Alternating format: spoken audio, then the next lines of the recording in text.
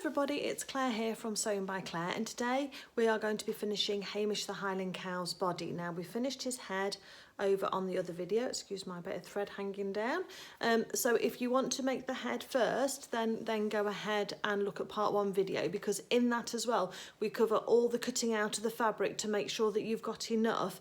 And because I'm machine sewing my Hamish completely, then I've talked about how to add on the 1/4 inch seam allowance to the pattern pieces that need it, and then how to mirror your pattern piece and all of that. So pop along to watch part 1 first, even if it's just for the cutting out if you're not making the head, and then skip on to the body if you're wanting to do that. But for now I'm going to get on and do the body and the limbs, so hopefully you'll enjoy this video. Okay, so I've got all of the parts necessary to make Hamish's body and all his limbs and his tail, and I've just popped them out here because I do think trying to stay organised is going to be key. So we've got the 2 parts for his hands, and we've got those mirrored because I like to use a certain side of the felt rather than just presume it's universal. This is the other part of his arms. There's 4 of those as well. Now I have already marked all of these pieces up with a tailor's tacks, and we did that in part 1. We've got the 4 legs here because one's attached here as I did a little mock-up to see how that was going to work. The 2 feet pads, the tail with the tail fluff at the end of it as well. There's 3 body parts, 1 tummy and then 2 side bodies, and then the actual leg, the thighs and the legs. I've also got my packet of haberdashery that was sent with the kit, so we've got that all together. I've got my reel of thread, my bobbin as well, and we're all ready to go. So the first thing I'm going to start and work on is his body, and then we'll work on the limbs individually. But let's get started on the body because that's nice and straightforward, and we can get that one nailed before we move on. So I'm just going to take the pattern pieces off the side bodies first, and we've got 2 pieces of this.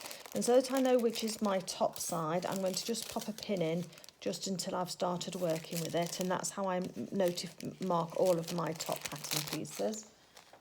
Just take these pins out, and you'll see that we've already got the tailor's tack in, and I've already marked also, have I? No, I haven't yet. Oh, you see, I haven't marked my notches on the side here. So I'm just going to cut through the fabric at the bottom of the darts, the dart legs they call them, and that just gives a little break in the felt so we can see where we're going to be joining to. I've got a tailor's tack in the centre of my fabric because I prefer those to actually marking on it with a Frixion pen or with chalk that you have to get out, because I find the thread marking much easier to get out. So that's the first one out. So as I take that pattern piece, I'll just keep my fingers on the thread there, and then pop our pattern pieces away so that we've got those for future reference. That's one.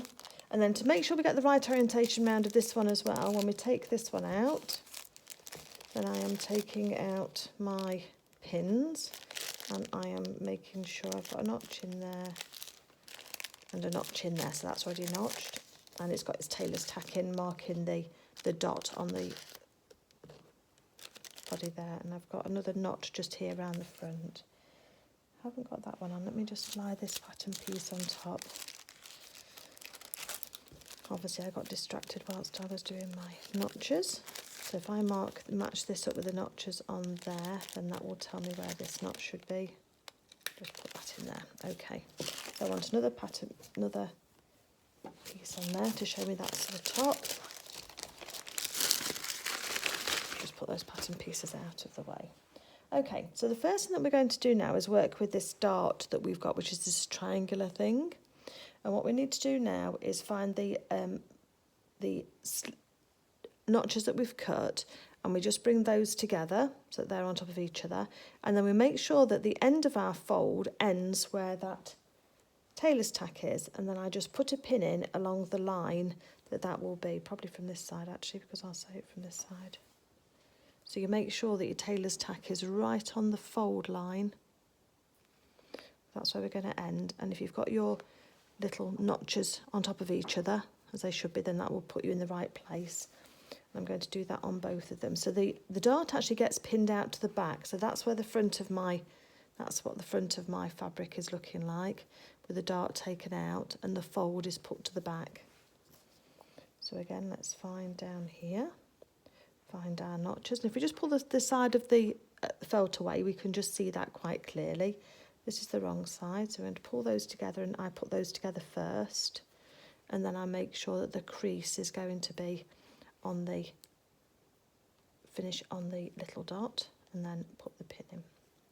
I've got my machine threaded up with my machine thread that came with the kit from Cool Crafting, but you just need a coordinating fabric that matches with your felt. Now what I'm going to do is we always sew from the edge of our fabric to the dot at the end of our dart. We don't ever sew the other way round. So what we're going to do is just offer this machine the notches up to the edge where we are. We're going to reverse a few stitches just to get that set up so that's not going to pull undone. Needle in the work, take the pin out, and now I'm going to see where my notch is. You can't see it, but I can see it right on the edge, that not my tailor's tack. And I'm just going to sew diagonally across the fabric to that point, and I sew off the fabric. So with darts, we always sew off the fabric. So that's what that looks like there. And then once we've done that, we can trim our starting threads because we reverse stitched to that point there. But then on this point just here, we are going to just tie 2 knots, just 2 ordinary knots, and then leave little tails, and that should be sufficient to hold that tight but without it coming unravelled on us. And that's what we do with all darts. It's the same whenever you're sewing any kind of dart at all. And then once we've finished that, we can take our little tailor's tack threads out because we've finished with those now. If any get stuck, you can just snip them off close to the felt and then they should pull through. So that's our little dart there, and that's what it looks like from the inside. So let me just do the same on the second one and then we'll start joining up. So once we've sewn both darts in, then we can put those 2 right sides together, match up the darts, and what I tend to do is push one way and one the other, and then just put a pin in the centre just to hold those 2 together. And then we're just going to go up to the top here. Now we're not going to sew on the side that has the dart at this moment in time. We're going to sew on the other side, but it just helps just get your orientation and just to make sure they're going to sit together nicely. So we're actually going to sew here on this side here, and we're going to sew a couple of inches down on this centre back seam. So if I just show you, we're just going to sew a couple of inches down to about here, and then we're going to find our notch on the bottom, and we're going to sew from our notch. Let me put a red pin in there just to signify that's where we stop, and then we're going to sew round here until we get another couple of inches. So we're just going to leave about a couple of inch gap here, and that'll just be for turning out and stuffing and make sure everything's okay. So we need to remember that. So if you get used to putting your pins in that are your red ones for stopping and starting. Change that one for a red one, and then that'll remind me. So use that kind of to signify that that's where we stop. Okay, so we're going to start from the point here, and we're going to use 1/4 inch seam allowance, and we're going to sew down to this pin here, and we're going to reverse there, and we're going to reverse at the start as well to finish. We're going to break our threads and then rejoin here, so we're leaving this gap here, a couple of inches here, and then we're going to sew round, and I've put a red pin in to indicate where the notch is on the bottom there, and we're going to stop sewing there. So I'm just using my 2.2 construction width and a 1/4 inch seam allowance. So reverse at the start and stop. Needle in your work when you're taking your pins out. Holds everything still for you. Follow the curve of the body, and then when you're almost at your pin, you can take that out and then just reverse. Needle up. Let's just take those threads off. And then I'm going to rejoin at the next red pin. Make sure I've got a seam allowance right. Hold on to my threads and start stitching. Reverse, because we're going to be pulling on that opening because of the when we're stuffing it, so we need to have that in place. Needle in our work so we can pivot, because we've got to pivot round to this side. And by pivot I mean if you put your needle in your work, when you lift your presser foot, you can move your work, but you don't lose your place where you are under the needle, and so you can turn round the corners. So let's get going round here, just nice and steady. And I'm using the edge of my presser foot as my guide for my stitch for my seam allowance. And on this one it's quite gentle, but if we get to where we're kind of sewing off, just lift your presser foot up, just realign your fabric and then just carry on. And that just means that you don't get any flat patches on what you would normally want to be as a curved edge. And then when we're at that edge, just reverse stitch again. That'll hold that nice and still. Needle out and take our threads off.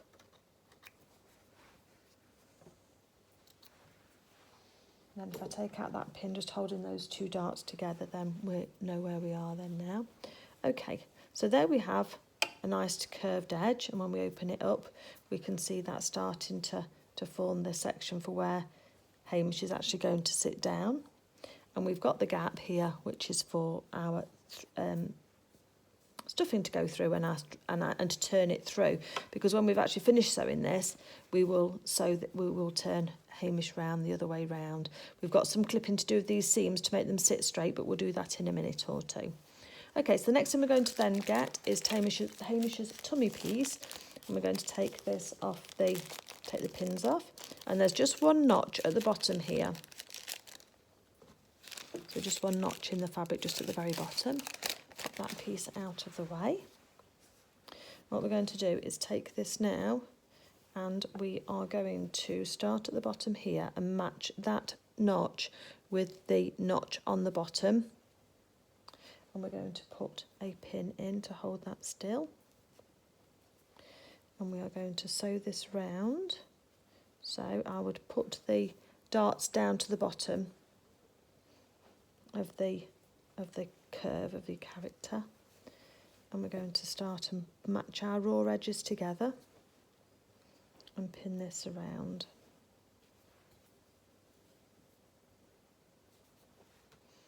And these raw edges should fit nicely. It's going to be a little bit short at the top because we've already started using up some of our seam allowance with sewing this top bit, so we're actually going to stop stitching about 1/4 centimetre away. Don't worry about this top bit because that does get hidden inside Hamish's neck, so we won't see that. Then go round to the other side and we can start and pin this on as well. It's very similar to putting the feet pad in, isn't it actually? I'm going to fold that dart down again on the side there and put a pin through that just to hold that still. And then again, just go round matching up all of our seam allowances and the cut edges of our fabric, of our felt. If you were hand stitching this, I think you still do this if Hamish is machine sewn on his body. So even if you were following the instructions, you can hand stitch this and turn it through if you don't have a sewing machine. All of these steps that I'm doing, you can just hand stitch with a little back stitch and then turn it round once you've finished. So again, just one more pin just at the top here just to hold this up. So what we've ended up, we've got the two pieces of the back that we sewed first, being quite proud, and then we've got this section here down, and I'm going to be sewing from the top edge, I think, but I'm going to stop here. So when we get down to where we've got the notches at the bottom of the curve, not where the point is, but at the bottom, I'm going to stop stitching. I'm going to get as close as I can one way, stop stitching, cut my threads. I'm going to push the bulk, take my fabric out, push the bulk over, and then put my needle straight in again at that point and start sewing again. And that way, that will then mean that we have very minimal, if anything, on that junction. It's called a Y seam, and that's what we have to do. We have to stop stitching at one point and then carry on. And we'll do the same up here as well. We'll get up close to where this is going to be stitched up together and get up to, we'll be 1/4 inch from there, we'll stop, and then we'll come to the other side and we'll join in again. But I'll show you as we're doing that, so don't worry. Okay. So I'm going to start at the top, tuck my stitches in as much as possible, and I'm going to feel for how close I can get in underneath there. Get my scarf out the way. So a couple of stitches just to start, and then my needle in my work. And then now we can start to accommodate this curve. So taking my pins out as we sew.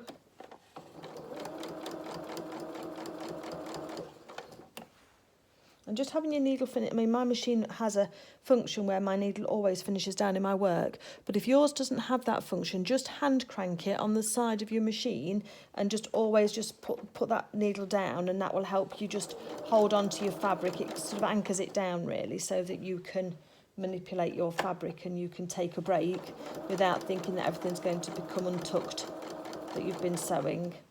And it can sometimes put like a step in your stitches as well, so it stops your curve from sitting nicely if you don't pivot that down. So I've got one half of the flap pushed across so that I'm sewing down to this bottom notch. So nice and steady around the curve. Taking my pins out, about to go over the dart, so just take it nice and steady there. And just anchor your fabric down with one hand, and it should just go nicely around the curve. If you need to, just lift your presser foot and just twist it slightly.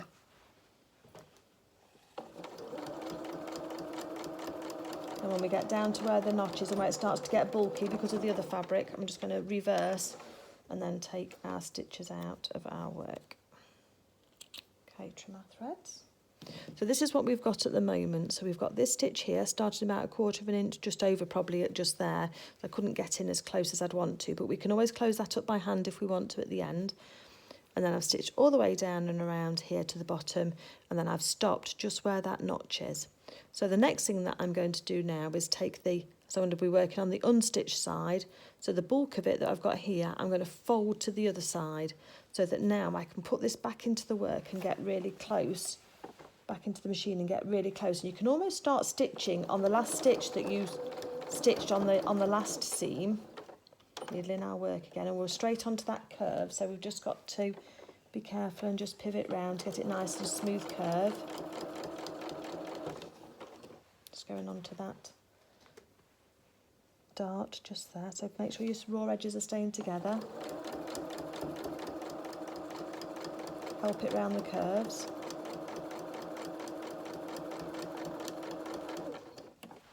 And pins out as you go.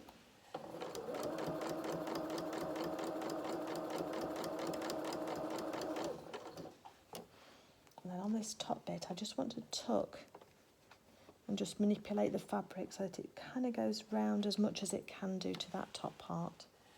As I say, to get lost in the neckline of Hamish, so we don't need to worry too much, but I don't want there to be too much of a gap. So in reverse at the top there again. And that's the threads out. So let's just take off those threads where we restarted. And I'll show you what we've got. So we've got the tummy piece here, nice and flat, no puckers in any of those seams. And again, where it's been sewn, no puckers, and my darts are sitting downwards, which will give a little bit of extra support to Hamish when he's sitting down. The next thing I'm just going to do is take my pinking shears, and where it's quite a tight bend on the bottom here, I'm just going to take off some of that bulk. Now, you can argue that with felt, it stretches, so it doesn't matter quite so much, but it's a curve that we could do with just trimming back. Just try not to get too close to your stitches, because we need to keep those intact for the seam. And again here on the tummy, just taking a bit off the bottom there. If you've not got any pinking shears, which are these scissors with the serrated edge really, or the zigzag edge, and I'm only taking off a minimal amount. If you look, it's only just a few millimetres I'm taking off from each seam. Then what you can do is you can use your scissors to make little triangles like this with either with your snips or with your fabric. And that will do exactly the same job, so don't think you've got to go rushing out. You want to sew almost up to, but not through, your main stitches. If you do go through your main stitches by mistake, just go back, join up above it, and then just take a little bit more out and just come down to the bottom. It's not ideal, but it's not a disaster, so don't worry. And then what we're going to do then is we're actually going to turn this round the other way. So I'll just show you the top bit there, all just sewn into there. So let's just be gentle with this, because we don't want to stretch this opening any more than we have to. Perhaps if I go down to the bottom, do the bottom bit first. So be nice and gentle with pulling this, because this opening will stretch, and if it stretches, then it means that it's going to be a little bit more difficult to close it up invisibly. So let's take all of that through. Tuck that in and under. I'm just going to use our fingers.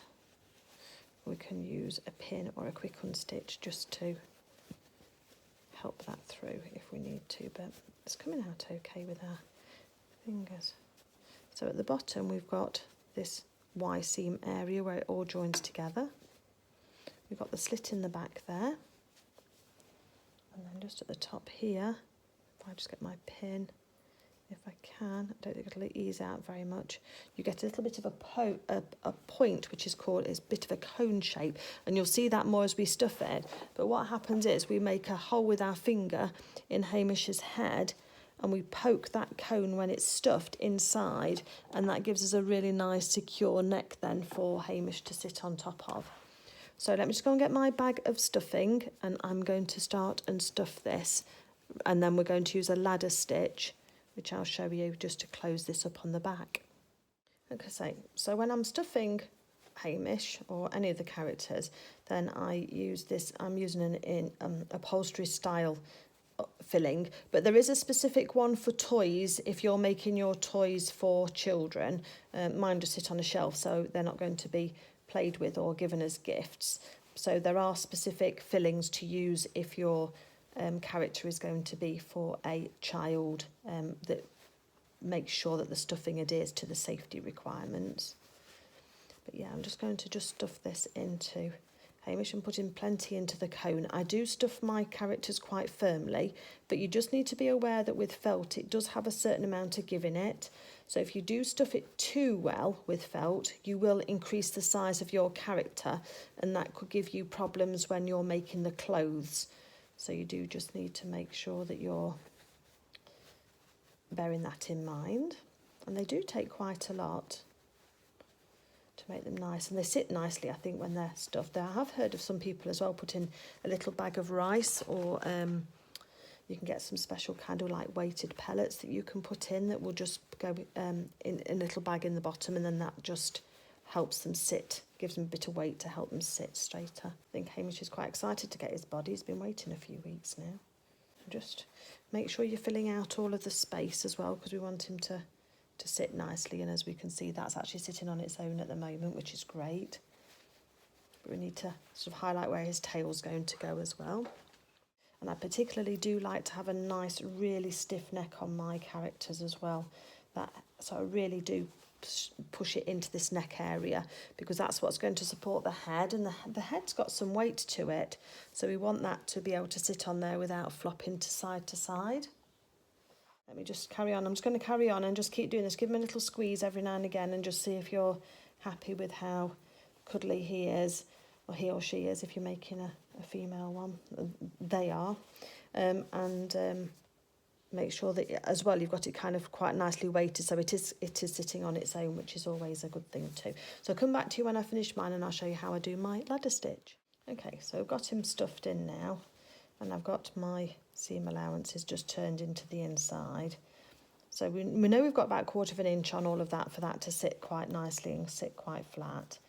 And so what we're going to do is, I've got a needle threaded here, and I've got my thread double, and I've put a quilter's knot at the end of that. There's a video on my channel how to make a quilter's knot, which is just a nice quick and easy knot.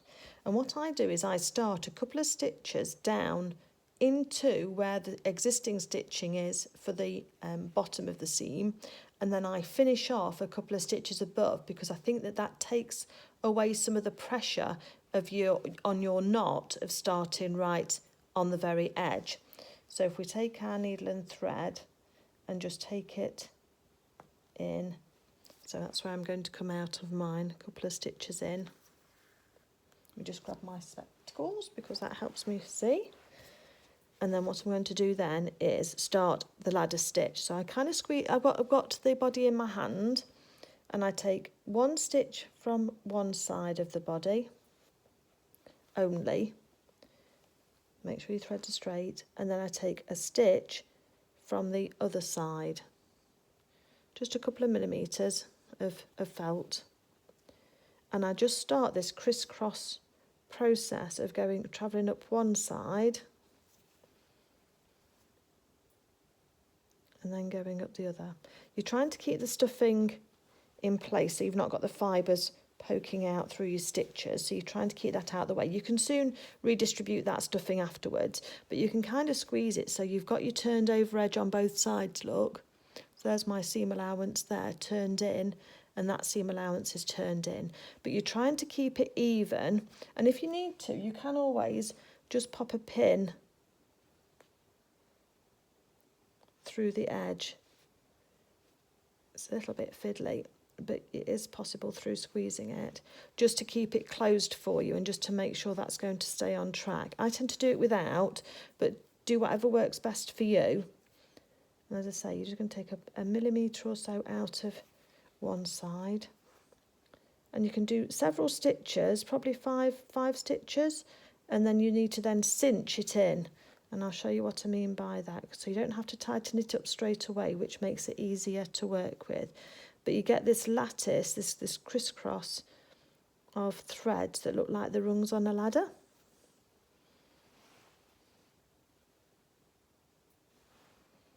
Don't have to look too neat at the moment, but you're just trying to just make them nice and even, and make sure you get a good enough bite of the felt that you're not going to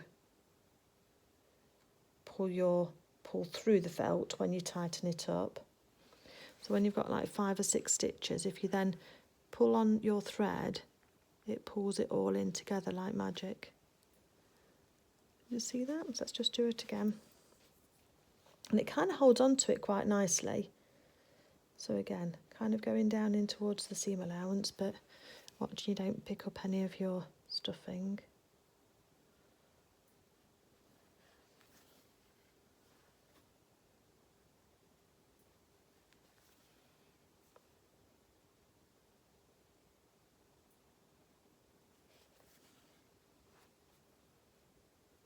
Keep that stuffing tucked in out the way. And try not to take too much of your more of your seam allowance than you should be, because you don't want to be giving them a nipped in waist. So when you've got a few stitches, you can just pull on it, and it almost goes invisible on this edge here. So I am going to take my pin out because it does help sometimes, but not always. So I'm going to carry on up to the top here, and then I will show you how I close this off. I've got to the top of where the actual start of the main stitches were. So now I'm just going to take a couple of stitches beyond that before casting off, and that does just help. So you've got a smooth transition. And then what I do is I do a couple of stitches going up, and little back stitches going up along that seam, but then just capture a bit of the seam allowance, but trying to keep your stitches inside that seam just as it starts to finish off your thread for you, because it's very difficult to put a knot and it not to be seen. So these little stitches, and if we just do a couple backwards the other way as well, that will just help as well. So trying to go under the machine stitches and into the seam allowance really. You'll be surprised how strong these little black back stitches can be.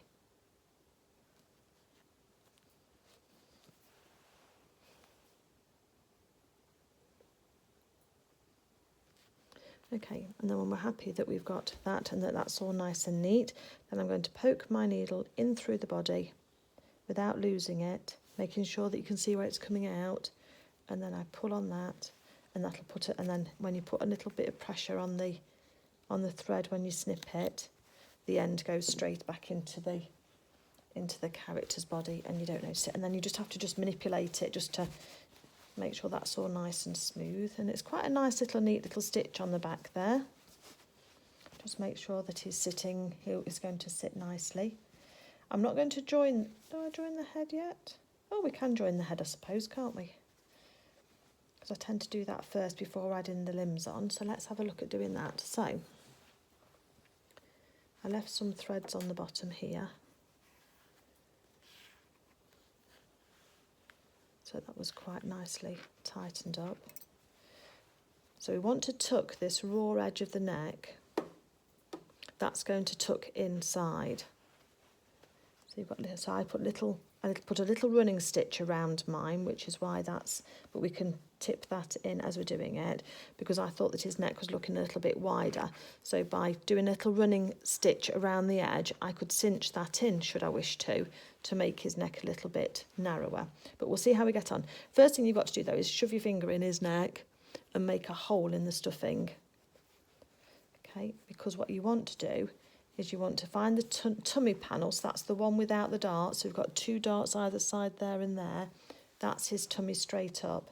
So we want to then push the head onto the tummy, and we're making sure that where we've got these 2 side seams there. So I'm going to try and cinch that in.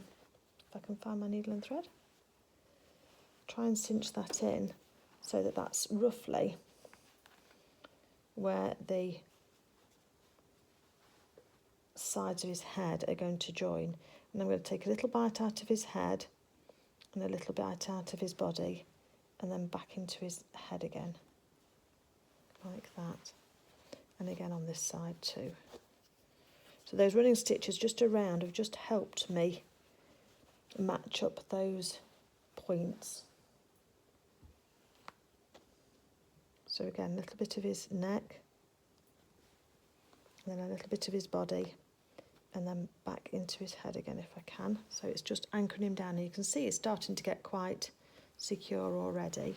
And then the centre of between the 2 back seams here, so we've got a seam there and a seam there. We've got his back seam here, so I put a little notch on my centre back, so that notch is going to go straight onto the back there. So again, I'm going to start with his head. I'm just going above those little stitches, above his head, either side of that seam, and then back into his head again. And then what we can do is, if we're very careful, is we can tuck in any bits of the neck that are poking out from underneath those stitches holding that neck down, because we don't want any raw edge on that point just there. Let's do another one here. So a little one just there, a little bit of his body, making sure not to pull a hole in him. Then back into his head again, and then we'll do on this side as well, tucking that in.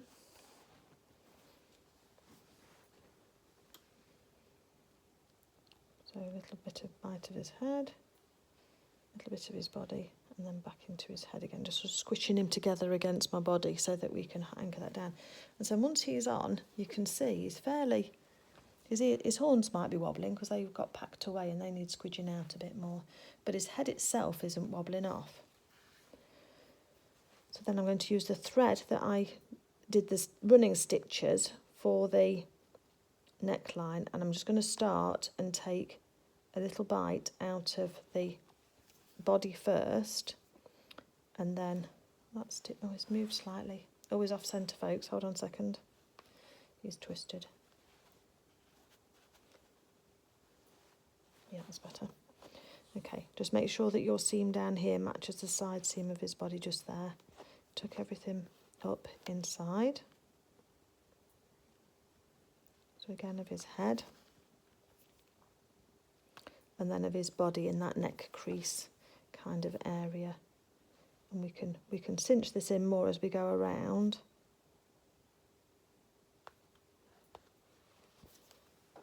Just making sure you can see. And again, it's a bit of a ladder stitch that we're using, just to, because we can have those stitches apart, because then when we pull on them, it'll then pull his head in. And I can just go round with my quick unpick and just tuck, without being careful not to break any of my stitches, just tuck that raw edge in. And we'll go round a couple of times anyway to secure his head on, so just tuck it under with your needle if you need to.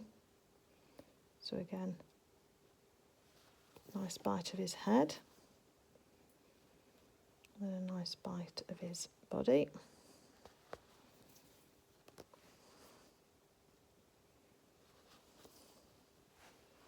And you're just going to work your way round just carefully like that.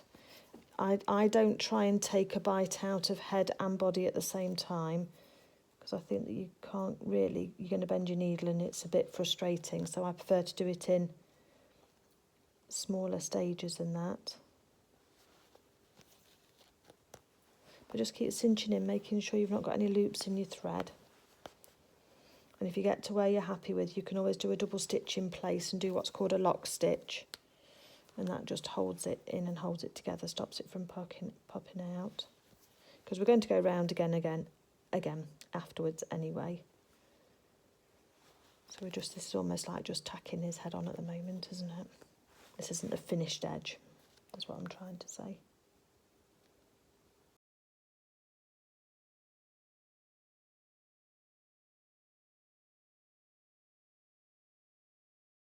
Make it even as well, so that his head's not going to start wobbling off to one side.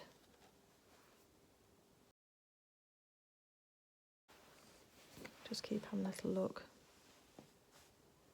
Just so it needs to come down a little bit more this side. And at each time as you go round, but I think it's easier if you do those separate stitches than try and get your needle, which doesn't want to bend round corners. Unless you're using a circular needle, of course, then that might be an option that you're using. So again, let's just make sure if we can get these side seams to match up, if yours will. And again, make sure you're tucking any bits under that you can.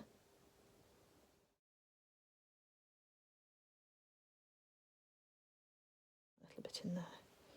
We're about round to the beginning. So once I get round to the beginning, I then sort of say, right, okay, how's he looking? How are they looking, the character? Arms and legs will help them sit straighter, but I'm trying to make sure he's looking forward and he's looking straight. There's no drunken angle on him. Okay, so once we've got that, then I start to go round again. So I'll do a lock stitch where I am, which is 2 stitches in place to hold that together. And then I start to go round again, exactly the same way, making sure that neck is up into the raw edges up into his neck. It just pulls his body up a bit more and just makes a nice neat edges. And you're trying to hide those stitches as well to get those so that you can hopefully not see his stitches. And his shirt or whatever you dress them in is going to help hide some of that. But whatever we can do to make that as neat as possible is also good. So I'll probably end up going around this neck about 2 or 3 times to make sure it's nice and stable.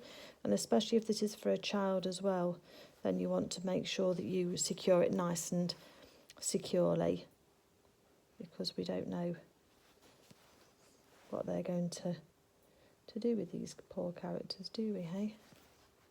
And get flung around a bit.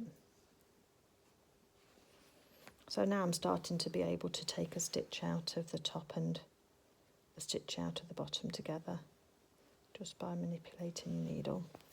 But again, you're trying to just make it so that when you pull on the thread, your stitches get buried into that neckline crease. He's looking good. So I'm just going to carry on going round here. See around the back there's all looking good. It's not wobbling at all, there's no give in that, and his body feels quite nice and plump too and supported. So I'm just going to carry on going round, and I'm trying to avoid finishing off my thread right at this centre front. So I'll try and do that around the back somewhere, because we don't want to, if there are any stitches, we don't want them to be visible on that centre front if we can help it. So round on the back now. So I'm going to take a few stitches that are just kind of going into that neck crease only. I'm not so bothered about, as long as it's going through some felt, then I'm not so bothered about whether or not it's holding it on, because the next thing I want to do is then push my needle out through the body and then snip it off. I've got pins there, because I was quite close to the end. Now, if you wanted to, you can then go round and put some more stitches in and just cinch it down a little bit more, and it'll just help to hold that on. But for me, I think that's nice and secure there, so I'm happy with that. So on to the, should we do arms or legs next? Let's do the legs next, because I think I put my legs on first before I put my arms. Let's get on to our legs.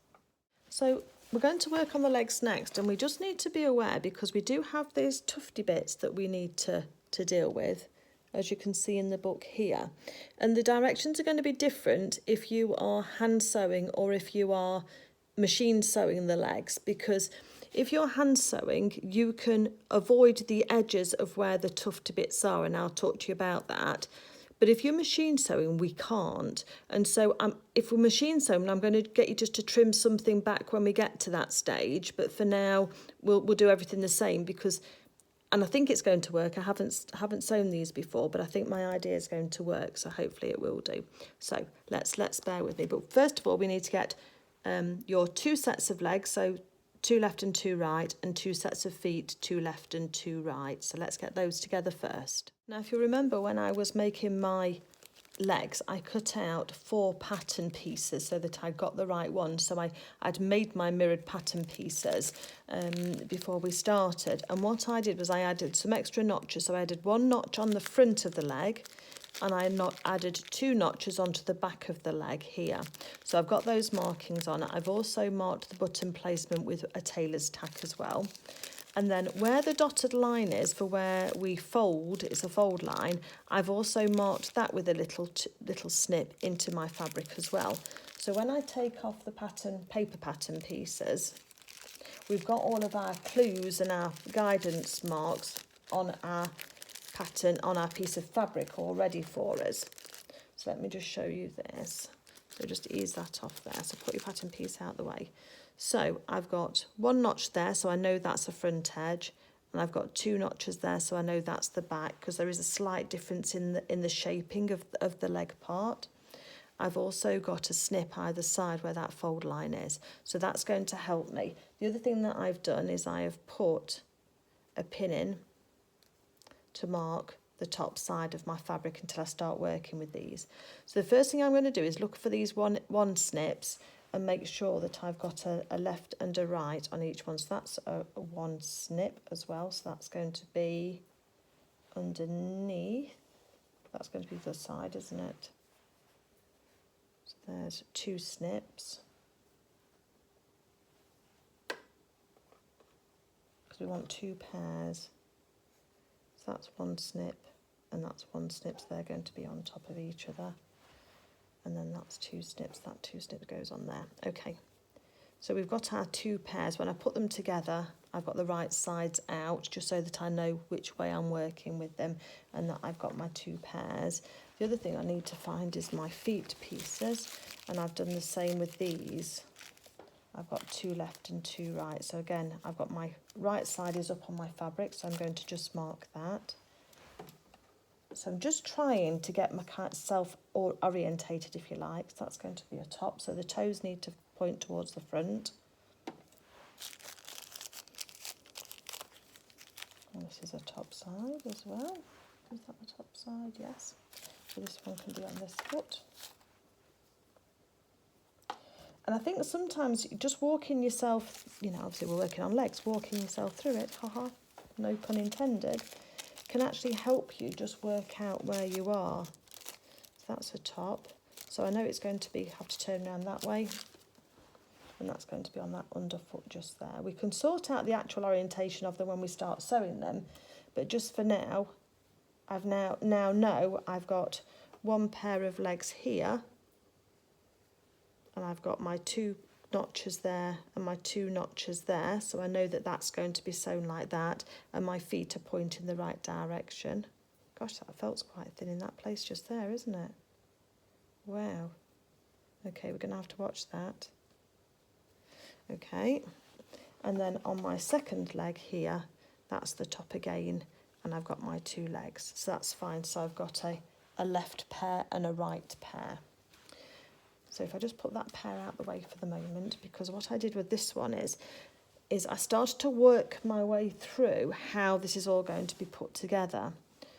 So the first thing that we have to do is we have to sew the lighter foot onto the darker foot, or onto the leg, and sewing it the right way. So just by pinning those together on the other bits that we've already done will help us with that. We're going to put them right sides together.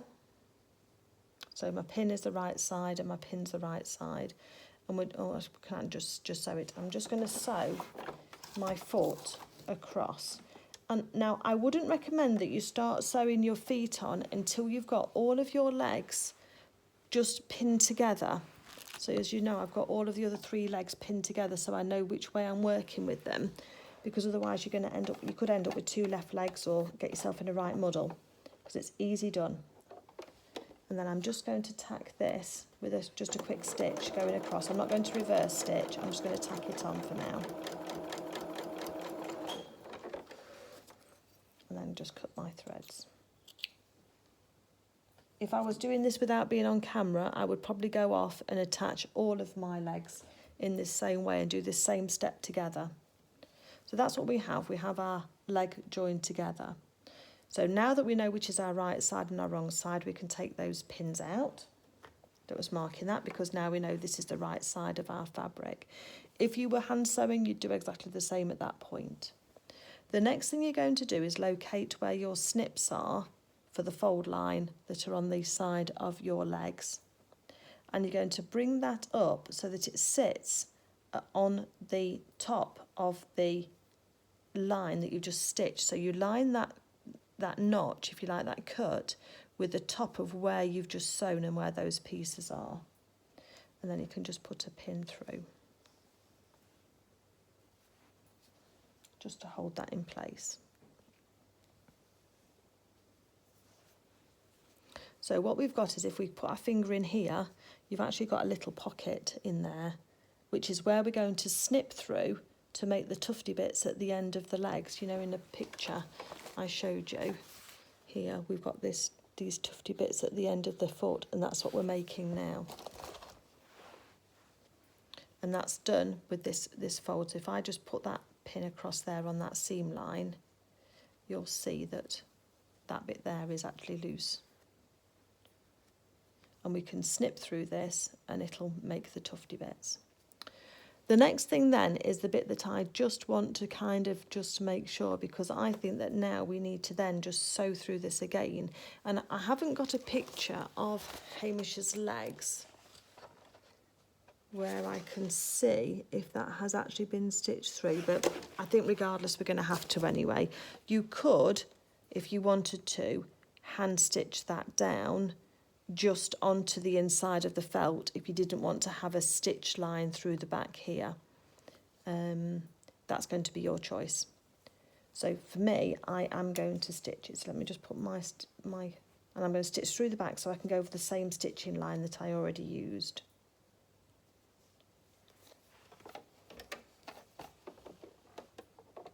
And if I change any of this when I've finished, you know, I'll put a little note on just to say that I changed something. Just help that through because it's quite thick.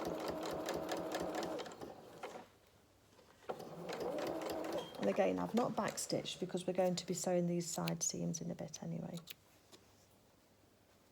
Right, so it has moved slightly when I was trying to stitch that, so I just need to be aware of that. So that's what we've got at the moment. We've got this flap here of the felt from that fold over, and that's holding that still. Now, I am now going to measure in and trim off 1/4 inch off this flat bit, because if you think about when we've made our pattern pieces, our leg, you'll remember this is the original stitching line if you were hand stitching, and we've added this 1/4 inch on either side to make it so we can machine stitch it. But when we machine stitch our folded flap down, we're going to catch that extra fabric in with the seam, and we don't need it. So what I'm going to do now is I'm just going to measure in 1/4 inch off here, and I'm going to take that off there and this off here. So I'm going to use my seam gauge, measuring 1/4 inch. I'm going to use a pin just to tell me where that 1/4 inch is, but I'm just going through the flap. I'm not going through the pale felt because we want the pale felt there. And I'm going to do the same on the other side, 1/4 inch. And what I'm going to do now is I'm going to use my snips, and I'm going to come on this side of the pin, so the raw edge side of the pin, and I am just going to snip in line with that pin up to where that fabric is on that seam, and just take it off. So it's literally just that bit I'm taking off, and that's what it looks like. So I'm just do the other side as well.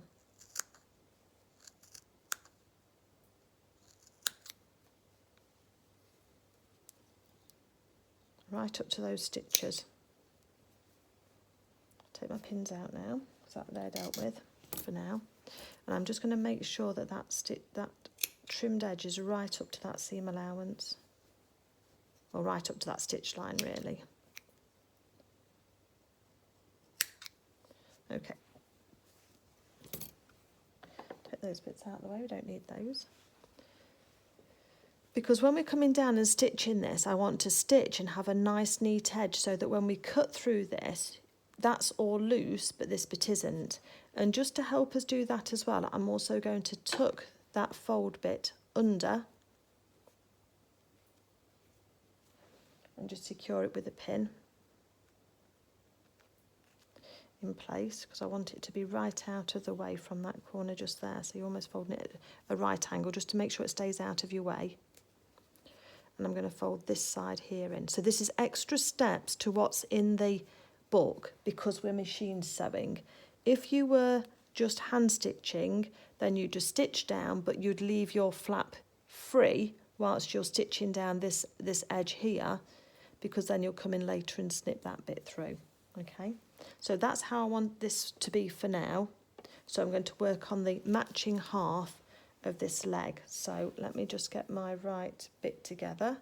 So that's going to be the outside, that's the bit right, and get my notches together right, 1 notch and 2 notches. It would be very easy to get confused. So then with this leg, I'm going to take my pin out, but I'm just going to put that right sides together, so flick it over so that we've got our seam together here.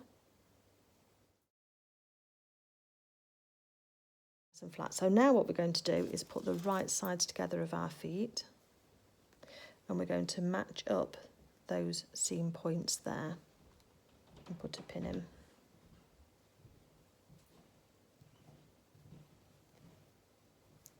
And then we're going to match this around the foot, just so that we've got our pins in and we know where we're going, and our toes together. Now I do finish at the bottom of my feet pads 1/4 inch to allow that seam to stretch. So just remember that. I don't know whether you do that with yours or not, but I do with mine. And then we're going to match up the back heel here. And again, I'll finish a 1/4 inch up from the edge. And we're trying to get those back seams as well to match as best as we can, because we want it all to be starting and finishing at the same point.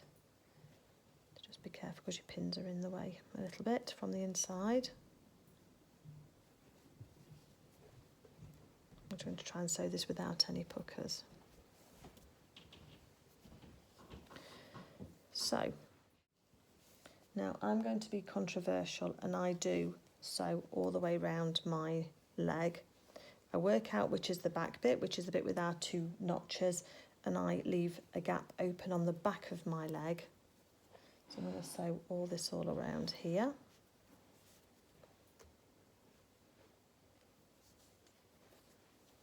And I will leave a gap open here on the back of the leg, just for stuffing it. And I'm going to leave it fairly low down, I think, really.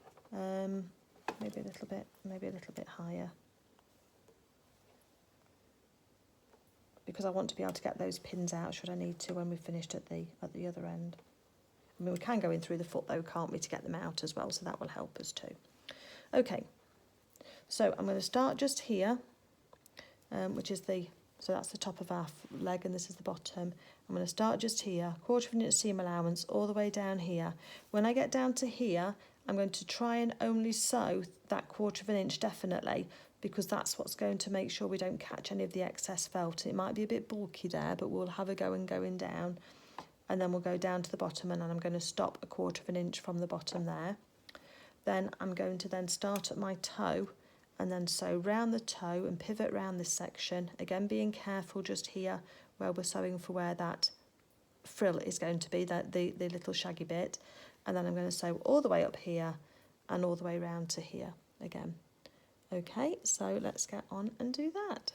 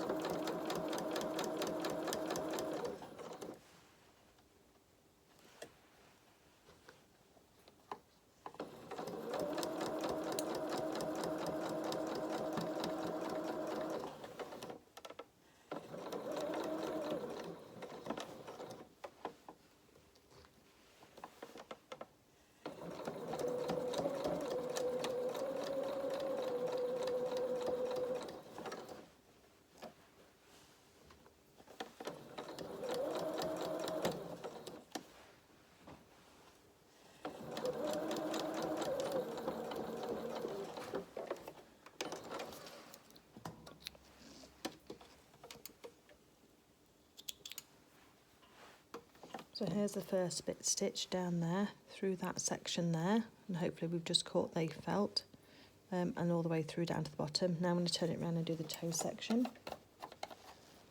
And actually what I probably should have done before I did the other one was actually move my needle across so that I'm right on the edge here, and I think that, so I've moved my needle across to the right, and I think that'll make it, no, to the left, and that should make it easier. So I just do my, starting a 1/4 of an inch up, needle in my work, and really important to have your needle in your work so we can get round this toe edge. And I'm just lifting my presser foot up just to pivot, so I can just keep that 1/4 of an inch seam allowance and keep the shape of the foot. Just catching up there a little bit. I'm just going to loosen that off. Thread's just got caught up.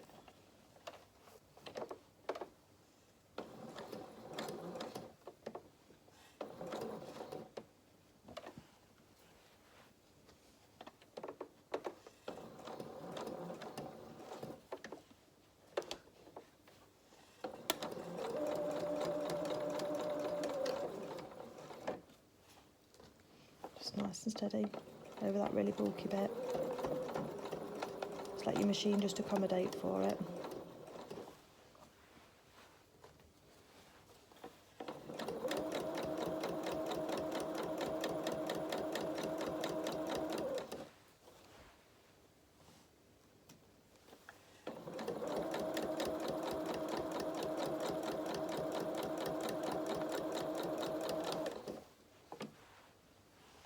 So again, get ready to pivot round this corner, this edge, this curved edge.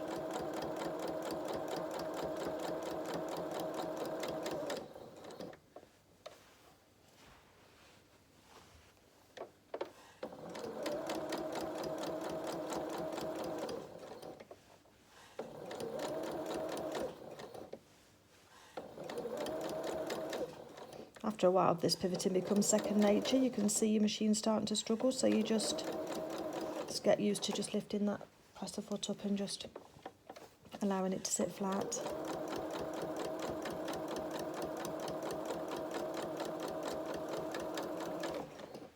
I'm just going to reverse stitch just here. Get out of our work. Okay, so this is where we are. So we've got, so we're sewing around here. Oops, let's get this threads off our toe here as well.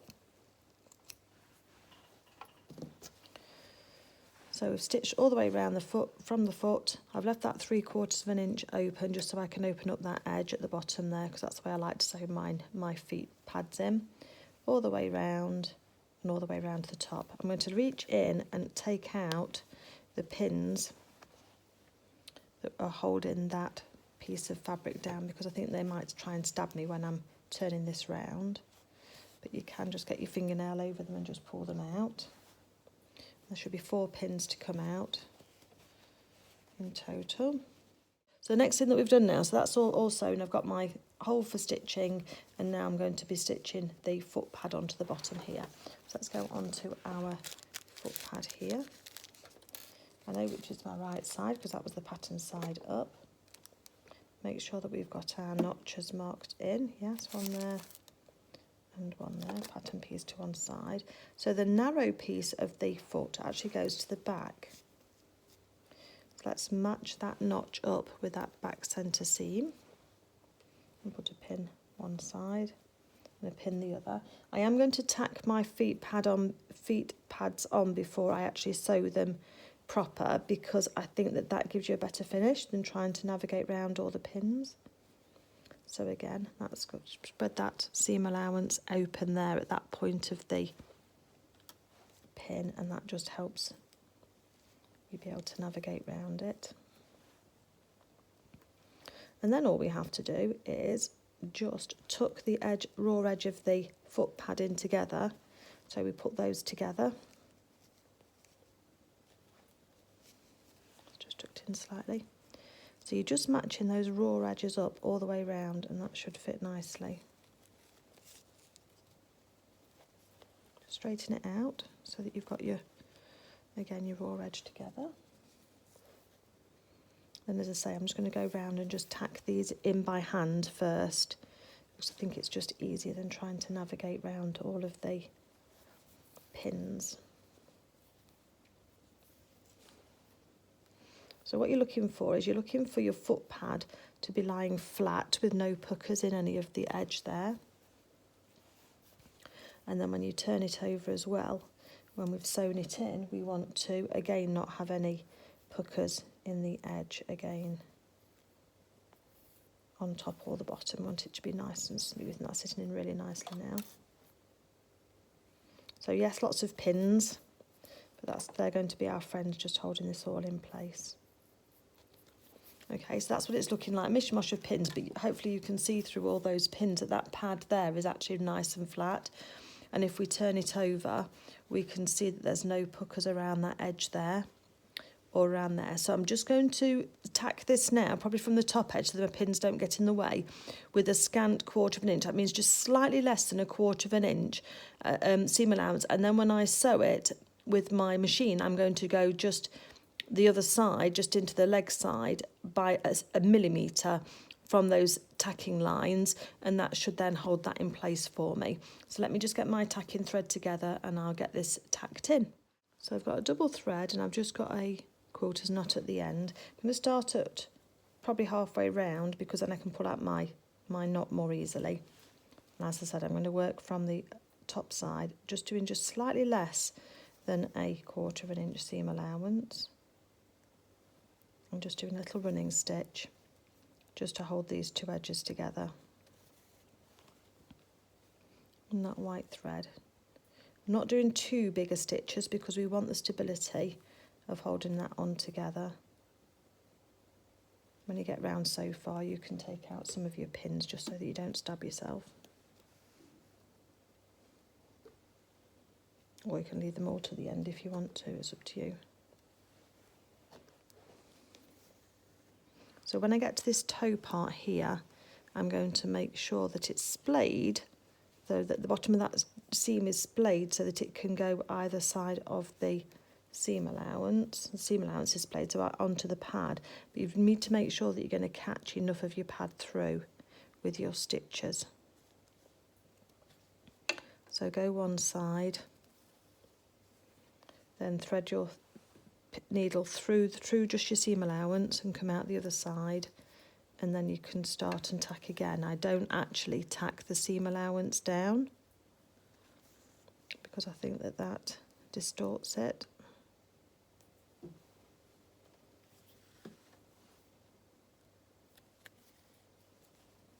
And of course, if you prefer to, you could hand stitch these in as well, obviously, with any of this. And if you're hand stitching, you'll be hand stitching it in anyway. And then turning through, but we put this through on the inside, so we're still working on the inside of the leg.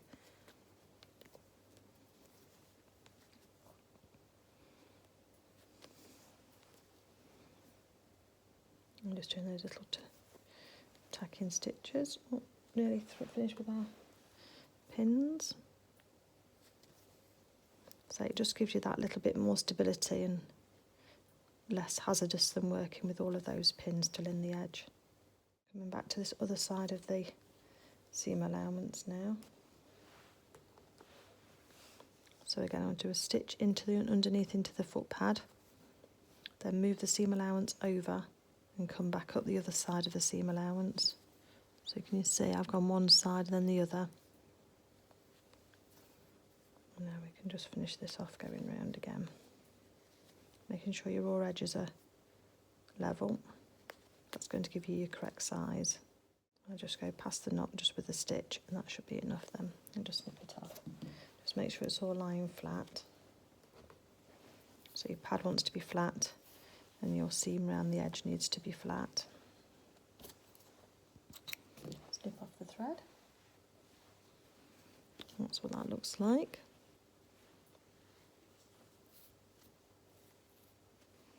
And then we're going to now start and stitch this. So again, I'm leaving my needle pushed across to the left so that just the barest part of the foot pedal, the presser foot, is onto my actual stitching.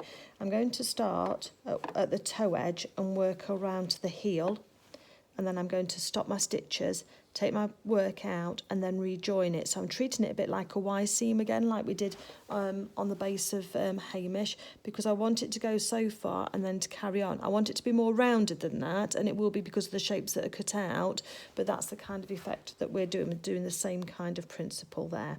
And just having that 1/4 of an inch splayed out at the bottom of the feet, I think just helps us achieve that. So let's have our pad flat to the floor, to our sewing surface, and we're going to go right into that corner, a couple of stitches forward, a couple of stitches back, needle in the work, and just turn your speed down as well. You don't want to be going too fast with this. And then I'm just trying to sew just the foot edge side of the foot pedal, of the foot pad. Just keep making sure that it's flat, and you're only really interested in the centimetre or 2 in front of your needle.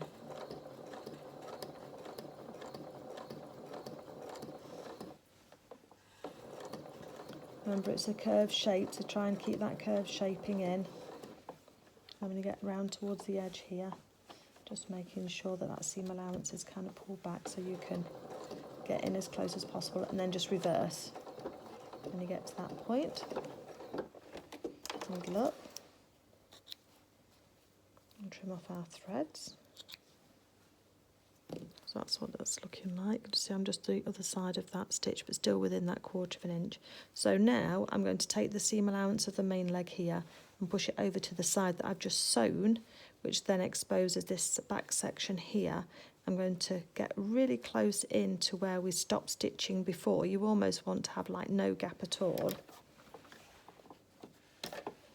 at the bottom of that seam, and a couple of stitches forward and a couple of stitches back, needle in the work. Then we're going to start spinning around here again, just in the same way.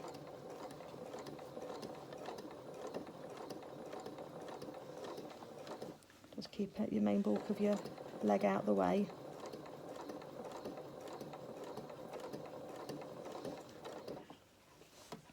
And just keep this section out clear, so you've got a nice clear run stitching just through the foot pad. And we're coming round to the seam allowance again. Just make sure that toe's all nicely flat for you, and you're trying to join up those stitches at the end from where you started. So reverse again. Needle up. Let's take those threads out. Let's have a little look. So if we look on the foot pad, there's like no break or hardly any break in the stitches there, and again here. And we can neaten that off just slightly if we want to by hand, but hopefully that'll be enough. So now we can just take our quick unpick, and if we want to, we can just take our tacking stitches out. And the other thing that I'm just going to do is I'm just going to just put some little snips in the edge of this foot here, just so that this fabric can just spread out. Just a couple of mils, just like doing a little notch. just help the fabric just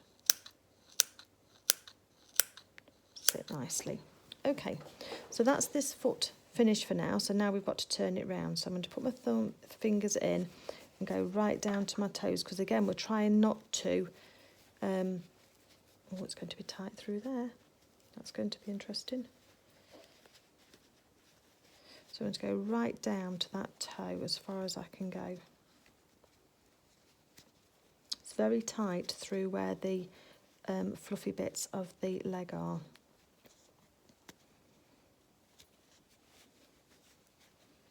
I didn't think that would be a problem. So let's just keep trying to push that felt up inside.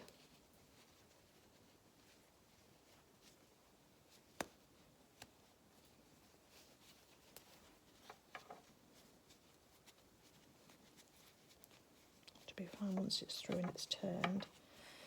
There's quite a lot of pressure on that. Oh, we can turn it. There's quite a lot of pressure on. So that's what I've done in the end. I've tried pushing it through with my fingers and my hands and my nails. But you've got to be careful not to put a hole in it, and then you should be able to then hopefully look inside. Push it a bit more through. So I'm just folding it back on itself. You've got to be really careful of using a knitting needle to do this, because you know, if you want to use that as your turning tool, because it's going to put quite a lot of pressure on one part of your felt. This is why I prefer fabric, I think, because fabric doesn't quite have the delicacy that felt does. Okay, let's fold this back now. See if we can do it. So it is possible, folks, but you've got to just be careful not to have too much seam allowance.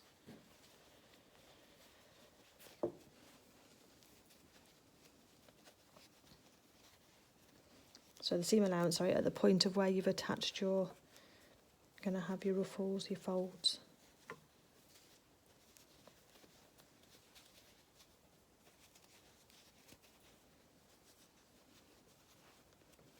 So there's the base of the foot. For this top bit section here, got my trusty pinking shears, and I'm just going to go round that edge, not too close to the edge because I don't want to compromise that edge at all. And I don't ever trim where the section is for that we're going to turn it round.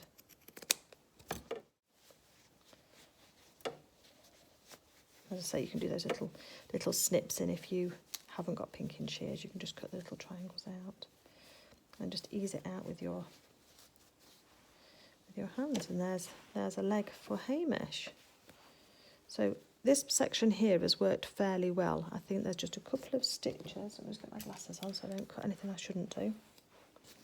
So if you can see, what's happened is we've managed to miss most of the seam that we'd left open where we trimmed it back. So it's just caught just there. So I'm just literally going to release that just by cutting through the brown felt and making sure I don't compromise that seam, because I don't want to be turning that inside the other way. It's only very minimal. This side's better. So then when we go to cut through these, because what we actually do next is we cut up, highlight where the flap is.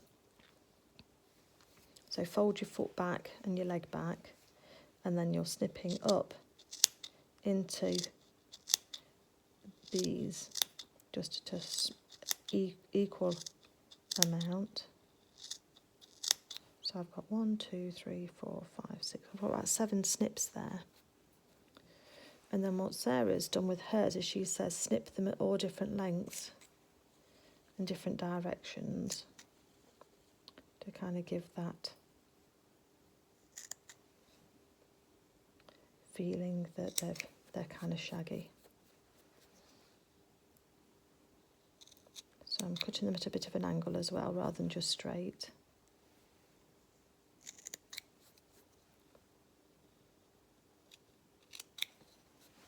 To give you that shaggy effect, so that when you put the foot down, you've got the fluff. And now I'm just going to turn this back the other way and do the same thing again. So we had about 7, didn't we? 1, 2, 3, 4, 7. I think that's probably about right. And then we then snip through these at different angles, just to give that sort of jagged kind of Highland cow kind of effect. So I'm going to go on and sew my other leg in exactly the same way, and I think that once those have come down, that will actually miss and cover that section there where it's been cut away. I'm going to stuff my leg the same as I stuff the body. I'm going to start with the toes first and stuff through there. Oh, I should have trimmed that top bit, but I won't be able to get it through that section again, so it's going to have to stay for now.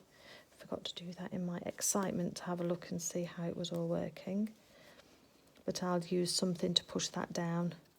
Because it's felt, it's not so bad, but if this was fabric, you definitely need to snip along, do your pinking shears or your little snips along that seam there.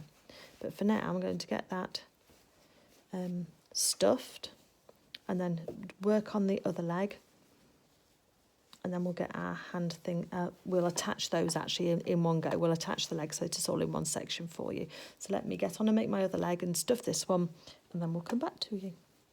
So I'm just doing the second leg, and what I would suggest is that when you fold the corners in after trimming off the seam allowance on the frilly bit, so you know the bit that makes this bit here, I would suggest that you actually pin it from the wrong side, because that will stop you having to reach inside to take those pins out after you've sewn down those sides. As I say, I've just tucked them back under like I did on the other foot. But sometimes this is it. You find better ways all the time when you're doing things. So I've just folded that back, and then I can just put a pin through from the back, and that'll just hold that out of the way. So I've just done that. I have finished the first foot, so this is what it looks like. The toe sections come out nice, and the pad of the foot. There's the frilly section. There's a slight gap on the front here, but I don't think you're going to notice it too much. The back's much neater and closer together, but it doesn't concern me. Obviously, it might concern you. Just make your snip slightly less. You can always trim it back, I suppose.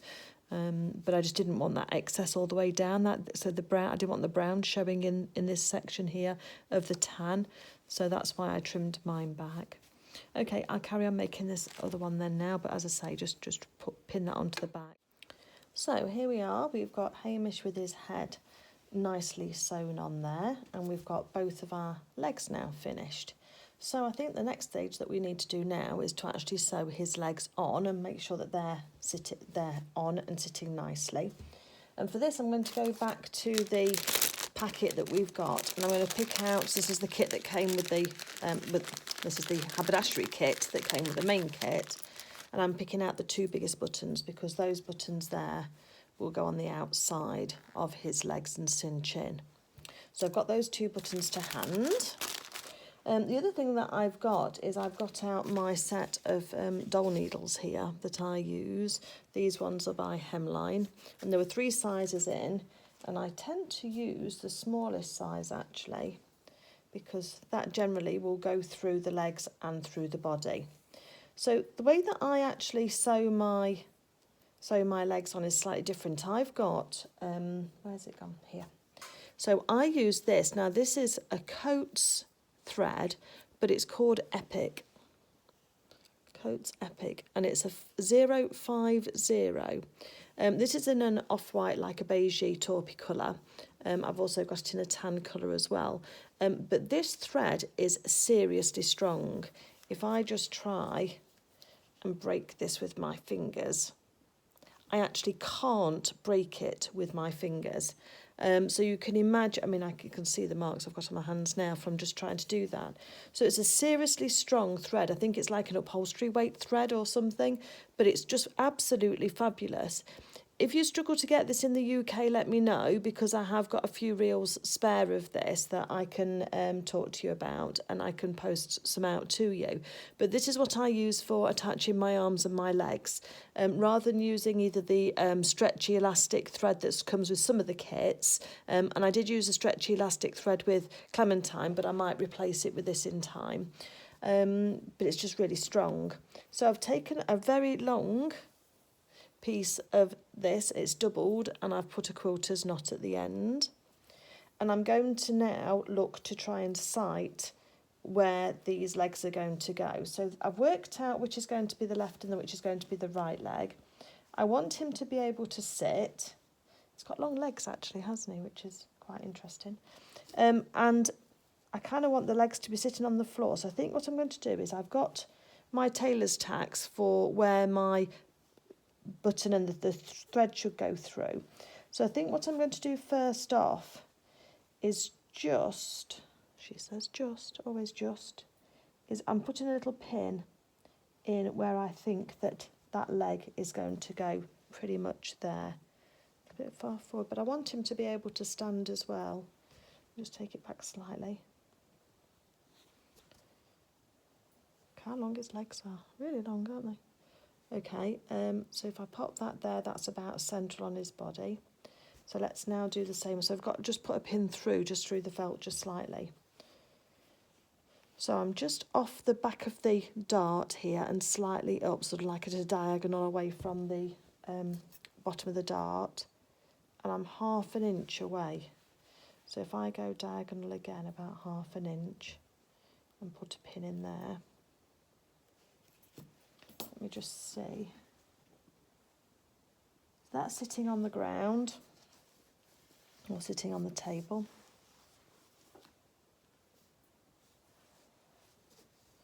Okay, so it's just trying to work it out, and I think that looks about right. And then when we get the arms, we'll do the arms next. So I've got my pins in, I'm happy they're in the right position, and I've got my needle threaded with my knot. The first thing I'm going to do, it doesn't matter which side you go through first, I just take my needle and just put a stitch through, almost like an establishing kind of stitch, because you've got to just see where your needle comes out to get sort of your eye in, really. So I'm going through at the start of the pin here and coming out on the pin there. So let's just take a couple of stitches. This is why you need your thread to be really long, and we need that knot to not pull through. We don't want the knot to pull through into the body. So I'm just going to take just another stitch, because this is just going to anchor everything down before we start and try and fiddle about with the buttons and the actual legs themselves. Okay, and then back again, making sure we're coming out where the button is. Now the good thing is that, and we can take our pin out now once we've got that kind of established, because we've got a little like dint now where our leg is going to go. So that's fine. We've got our placement now marked, and that's nice and full. The good news is that once we start to go through the legs and through the buttons, that the pressure is actually on the shank or the middle of these buttons here. It's not on the felt, because if you just go through the felt, then this thread could quite easily almost strip the felt and go through it, and so it won't be as secure. So by having the buttons on the outside, it does help to anchor everything down. But before we sew the button on, I'm going to start now with the leg. So because I want this one to be this side, I'm going to go through from the inside here and come out. We've got our tailor's tacks to tell us where we want to be doing our marks. And now we're through on there, I'm going to take these tailor's tacks out. And I'm going to take another stitch, just taking a bite of the felt, so going through towards the middle, just across. And I want to make sure that I'm coming out pretty much in line with the other leg. And again on this side now, we can take these tailor's tacks out because we've got our stitches through to tell us. So I've kind of gone through the leg separately to go in through the body, but making sure that our thread, I've got a loop in my thread, but making sure our thread is right. I'm now going to go back through the holes that the space that we've kind of made for our legs on the body, and just keep trying. And that's what's so good about a doll needle, because I can push on this side now and it's already out the other side, so you don't have this problem of possibly losing your needle inside your toy and then having to go searching for it. So now we've got one leg on, so now let's thread our second leg on. So now I'm going to go through the leg here and come out at the point of the tailor's tack And once we've got that established, then I can take my tailor's tack out because it's served its purpose. And again for this one here. So that's gone through, and now I'm going to take a bite of the felt and go through again and come out close to, but not in the same place as the other one. So we have got some fabric between those. Now I can go back through my felt again, and I'm wanting to go through the felt and through the leg and come out through the body with the leg in the same sort of position. And this is where the nice long needle helps, because I can put a little bit of pressure on and that will come through. So that's kind of started us off with where we are. Oops, trying to dance with the thread. Okay, and now leaving a gap again, I'm going to go through and come back again through the other leg. So again, we're wanting to catch that through. So if you notice, I haven't forgotten my buttons. I'm taking some stitches in just to get the legs established first before we start stitching on the buttons. But because we're going through all of this area, this distance at once, what happens is if you're not careful, you run out of thread really quickly. So before I run out of thread, I'm now going to thread my buttons on, and I go across the diagonal on those. So that's one for this side. And then we're then going to go through the body again and come out on the other side. Probably could have done with my longer needle maybe. Just make sure that you kind of lose your direction as you're going through the body, so that's why it's important to sort of see where we are. Yeah, see, I'm coming out too high there. Put my needle through. You can kind of change direction as you're working with it. Too high at the moment.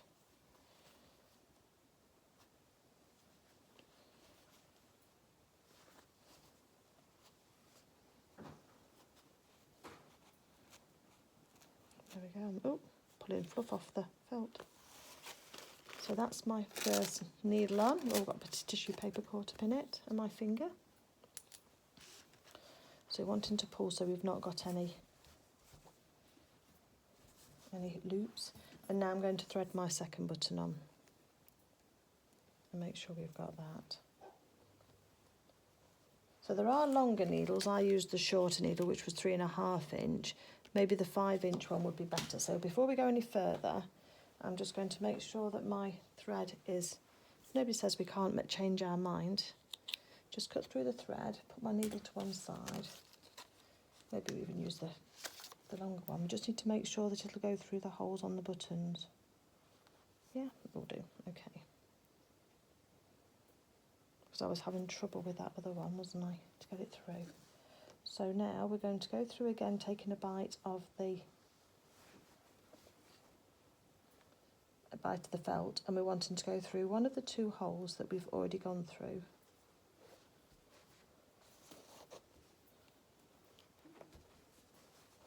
I'm just starting to cinch these legs in a bit because otherwise they can stick out a little bit too far.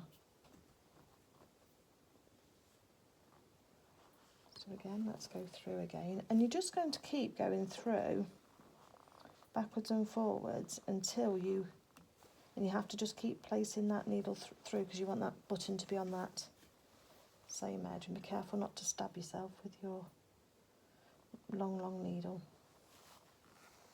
And you start to carve a bit of a path through Hamish. So maybe we start and go on the other button, other direction now. So let's see where that's going through to. And I'm just pulling backwards and forwards on the button, just on the needle, just until I find the hole I want.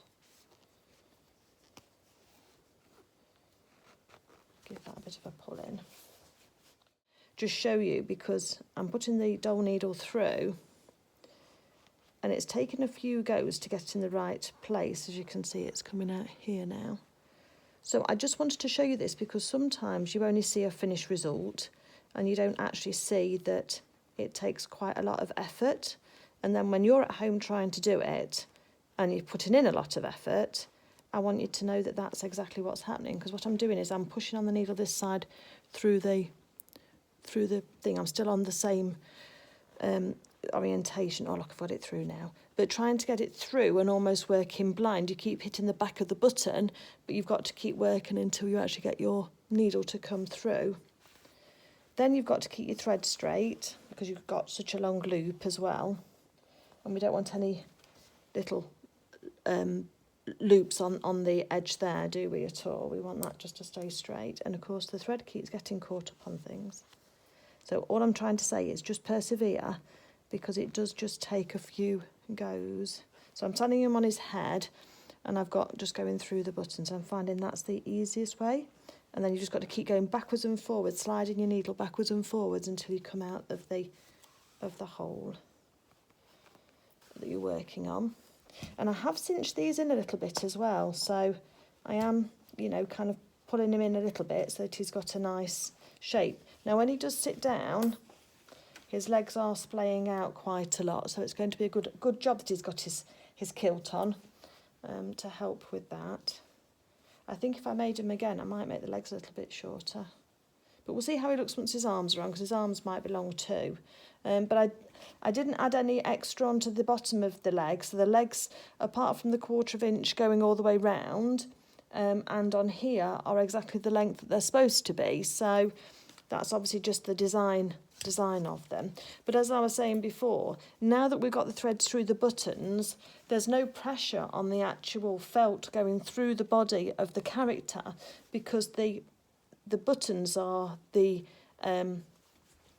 2 resistance points for the threads going through. So that's what makes it really nice and strong, which is good, especially with this thread.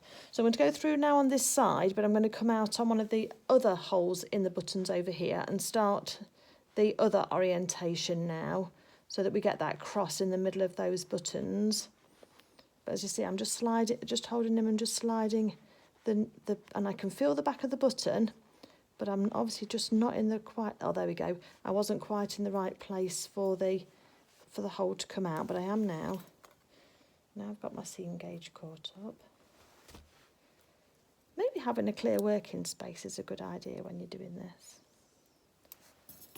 Okay, so I'm making myself look very inept at doing this, but as I said, it is a little bit fiddly, but I do find that, you know, the way that I did it before as well, where you get the legs sewn on first, and just with that kind of, just a couple of stitches just to hold them on in place, so that you're not trying to balance, you know, both 2 legs that are very loose and, you know, your 2 buttons as well at the same time, then that does just give you a little bit of a better sense of success and not quite so much frustration, I think. So I'm going to keep on doing this now. I've probably gone through each leg, each button 3 times in one orientation, and then I'm going to go through this other button. I've gone through each side once at the moment, so I'm going to go through, that's the wrong hole, but no, very close, there it is, 3 times as well, so that those legs have got a nice, I mean, you saw how strong that thread was anyway, but they've got a nice amount of thread holding those buttons on, so that we're nice and secure. And then I'll come back to you when I'm just going to secure my threads off, because I think that would be the other bit that you might want to see. Okay, so I've gone through enough now, and what I'm going to do is I am going through this last time, but I'm pulling away the side where we've gone through and making sure I don't go through any felt. I'm just going through into that kind of joint at the back of the hip there. Make sure it's cinched in as much as you want. So I'm just going to cut through my thread. And I'm going to change to a smaller needle. Not too small, but smaller. With this one. Right, okay. And then what I'm going to do to fasten this off is I'm going to take a few stitches underneath in the joint under here, because there's enough pressure on the actual stitching through the buttons that there isn't any one thread that is going through and going to pressure. So as you can see, I'm just going inside the joint just in there. I'm just taking a few stitches there. And a few stitches in the same place. We just want to just kind of anchor off that thread a little bit. And then what I'm going to do then is put the needle in, but I'm going to come out somewhere where I can see where the needle is. So I'm going to bury those ends inside the toy. So again, characters should I say. So again, I've got my needle thread coming out. So if we just put a little bit of pressure on that thread when we cut it, then the end of the thread disappears into the character. And there we go, we've got Hamish with his legs sewn on. Well, that one's gone a bit skew-iff maybe. But yeah, you can take more time to label yours up. And what's happened to your hair, Hamish? Okay, so that's the legs on, nice and secure, happy with those. And the next job now is to have a look at doing his arms. So we'll get his arms done next. Okay, so now we're going to work on Hamish's arms. Make sure you've got your little notches cut in for your dotted fold line.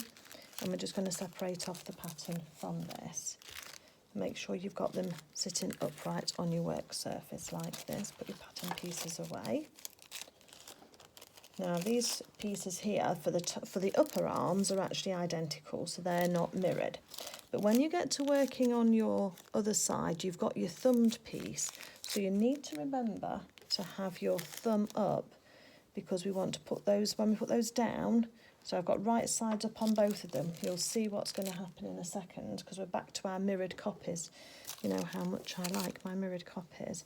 Because what we need is we need the thumbs to be facing each other. And one's a little bit more defined than the other on my cutting out, but that's what we need. We need to have the thumbs together, because then when we pop this one back on top here and put a couple of pins on, so that's right sides together for our first pass, and we're doing exactly the same as we did for the legs, and then pop that one on top of that way, because we've got to have an upper and a lower arm, if you like, if that makes sense. Because when we've sewn these on, we're eventually going to need to sew these together right sides. And if you don't do it the right way round, you'll have one thumb this side and one thumb that side. Okay, and then that won't work for you. You'll be having to reach for your unpicker. So we've got the two upper arms there, and I've just put those hands right sides together, but I've made sure that the thumbs are touching each other. And then we're going to take it to the sewing machine. And we're going to, let me just move my needle back to the middle. We're going to do our first run across this needle in our work, taking our pins out, just a 1/4 of an inch. And then I'm going to chain piece these, so all I do with that is just lift up my presser foot so I can get the next piece under and just put them straight up to each other. Just saves a little bit of thread. Let's trim those off. Okay, so that's what we've got there now, is these two pieces sewn on. And what we need to do now is we're just going to now find where our notch is, halfway up, and we're just going to put our notch at the top of where we have just stitched that down. They need to be equal. And we need to put the pins in on the other side, and I'll show you why in a second, because I'll tell you why, because we want to stitch on top of this line, and if we're trying to do that we can't see where the line is, so that's why. So let's just put that other one on top there as well, and then pin it through from this side. The rest of it that we're going to do is exactly the same as we did for the legs, so if you're not sure, then just you can rewind back to doing the legs. Oh, pin this side, Claire, because it'll just save room on the video for you and for upload time for me. So all I'm going to do now is stitch again over this existing line here. I'm then going to trim off 1/4 of an inch from either side, just of the frill felt. So trim off 1/4 of an inch of your felt on either side of these two arms just here. and then we're going to then fold the remaining felt out of the way and pin it on the outside. We're then going to pop these together, right sides together, so the thumbs are matching, and pin those, leaving a little bit, so the opposite edge to your thumbs, you want to leave a little bit open on the straight seam of the underarm for turning, and then we'll finish that one off afterwards. And then when we've opened them up, we'll snip it through. So it's exactly the same process as we're doing. The only thing that I want to show you, and I'll come back to in a minute, is how to pivot around the thumb, just in case you've not done that before and this is your first character. If you've already made a Luna before, then you'll know how to do that, because that's quite simple to do. But I'll just pop back at that point and show you how to do that. And then the next stage that we'll be doing, after I've done that little pivot point, we'll be attaching the arms.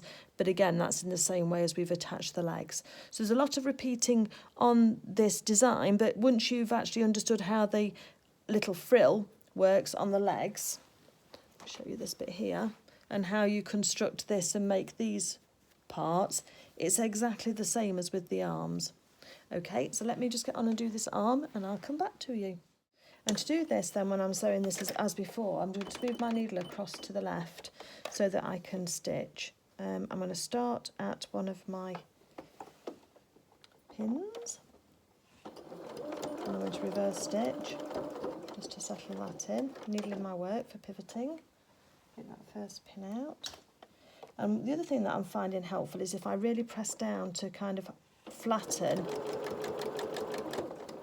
the bit of felt where the join is, because that's really quite thick, so just take your time over that section. Make sure your raw edges are going to be together.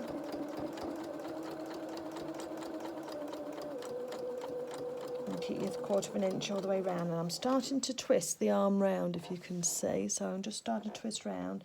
And if you need to, keep your needle in your work and just lift up your presser foot to pivot round. So it starts to get a bit stiff, so we just lift that round. And you're trying to not, because your sewing machine can only sew in a straight line, so you only have to do a few stitches, and then you can start and come round. And then we're coming round to where the thumb is, so we go up into a point, so you kind of go in as if you're going to sew into the hand for a few stitches. Then leave your needle in your work, and then go back down again to go round, so you've twisted it right round, and you're just going to do 1 or 2 stitches at a time, literally, and just keep lifting that presser foot up a bit close to the edge there. We'll see how we get on with that. I can always go back and put a few more stitches in if I need to. Okay, so I've just taken my my hand out of the sewing machine, and it's fine. I think I've just got enough seam allowance, I think, on there just to hold on to it, so that's fine. But what you do need to do is you need to clip right into this V that we've created between the thumb and the hand. So take your scissors or your snips and very carefully clip up to but not through those stitches, so that you've got a nice big kind of cut in there. And then the other thing that I also do is put some snips around this curved edge here, because that's obviously got to spread out. So again, up to but not through your stitches. So we do that on any curved edges, and that just helps everything all sit still. Or you can use your pinking shears as well, but there wasn't a lot to take off with the pinking shears, so I thought this would be safer. And then just go back, any excess felt you need to take out of that, and then again we're just going to put a few little snips into the seam allowance across the top of that thumb, because that's got to just that has to turn round and turn out.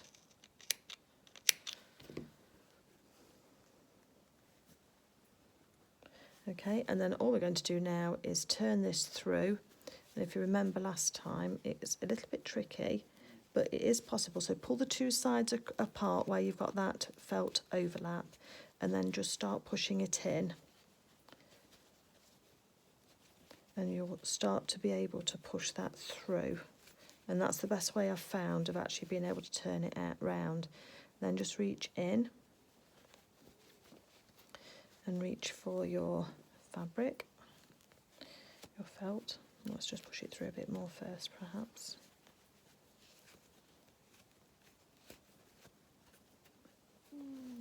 And then we can then pull this through. Now you're trying not to stretch your opening if you can, because felt does stretch, unfortunately, if you pull on it too hard. So that's the bottom bit of the hand out. And now what we can do is we can get a pin and carefully just ease out these sections here. So that's where our thumb is. So you're just going to reach in between that seam line and just sort of ease out that felt. It should give us a lovely little thumb, which we can fill with stuffing in a minute or two. And again, cut this, and not cut it, pull this through. So we get a nicely shaped, kind of gloved hand, isn't it really, I suppose. So then just tick that seam allowance back up into the arm. And then the top bit here, we're just going to just fold this through and take it through. Again, just try and be careful. Don't be too rough with it. And certainly don't use anything sharp to try and turn this round, because you will go through your felt. And as you know, with the kit, there was no spare at all. So there's no room for error on these characters if you're machine sewing them. Okay. So let's just do all of that and just use our pin again just to make sure we've got that out to the full extent. And there, if I just show you, you've got your little thumb on your gloved hand there. The next thing I would suggest you do now is to snip through your frill bit, your ruffle bit.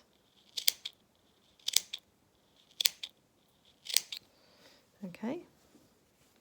On both sides, because I did try and do this after I'd stuffed it and it wasn't as easy on the other one. So I would suggest you do these before you stuff it.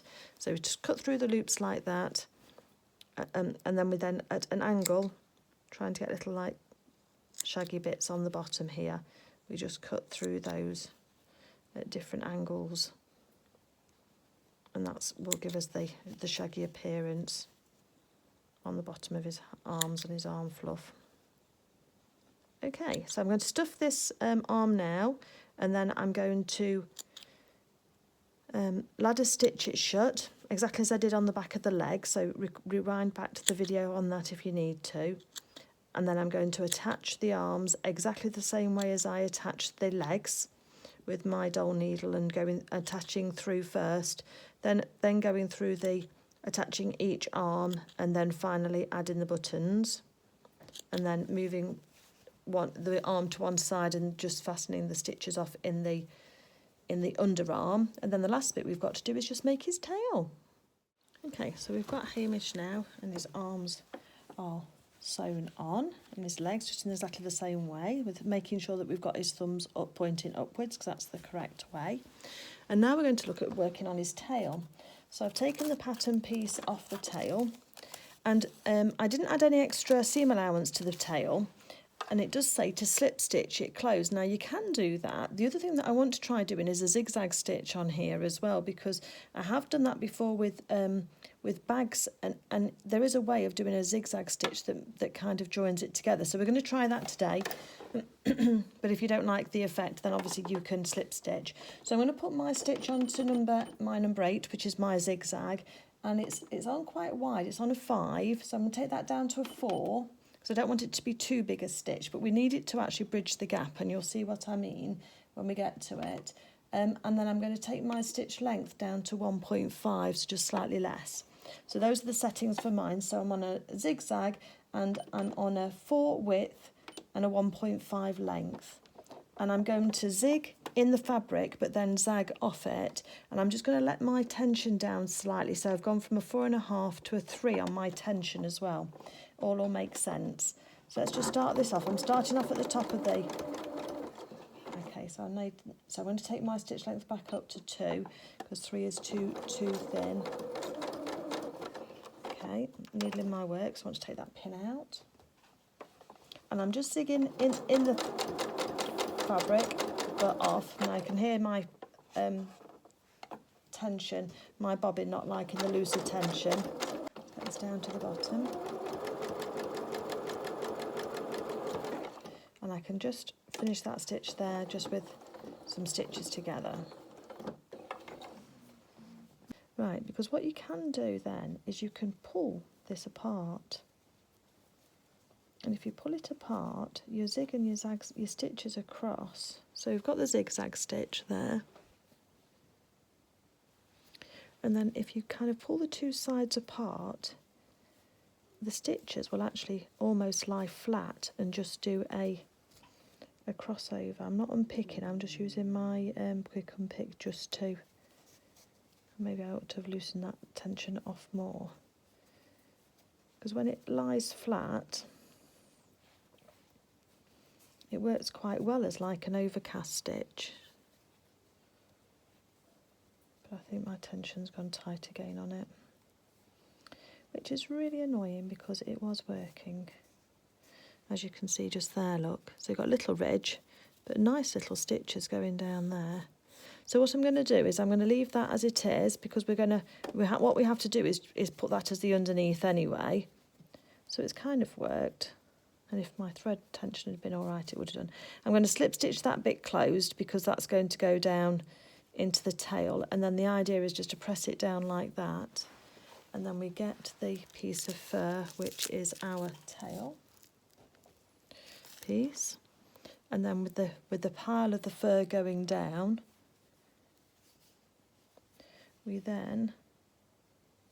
I will probably stitch mine that way first, across the back there, before then folding it round. I've got all of my fur pile going down and I'm on the narrow part at the edge, so just putting that equally across the sections. I'm just going to stitch 1/4 of an inch across there, because then what I can do is I can fold that down like that, and that gives us a much neater edge. These bits here can fold inside, and then I can slip stitch all of that together to make a really nice fluffy tail for him. And I will make sure that I slip stitch all the way down, sort of like into the tail at the very end as well, so that that bit there is closed as much as possible and it all hangs down like that.